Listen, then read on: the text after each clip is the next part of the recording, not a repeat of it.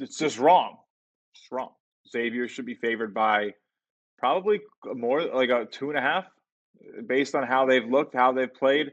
This is an interesting spot, and this is something that you can definitely get an edge on because the way that Xavier has played with and without Fremantle is as a big deal. The way that they've played recently, and it feels like something's kind of clicked for the team, and you can see that when you go look at some of their statistics and you go look at your Haslametrics, your Bart Torvik pages that very nicely show the adjusted efficiencies over time on the very easy to understand graphs with the averages and all this stuff.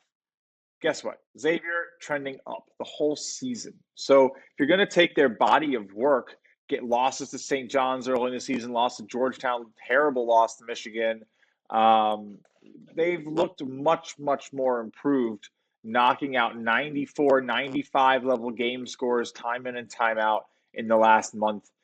You just have to, at some point, it's really an example and an exercise even of where do you draw the line? Where do you start to say, okay, that's the old team, this is the new team, they figured something out? Like, what data do you really want to base this off of? And if you're going to go off of what we're seeing with Xavier, which has been backed up, these are not fraudulent results, because again, we have the shot quality to back it up. We know that if anything, they were expected to play this well at some point. So this is a validation for shot quality.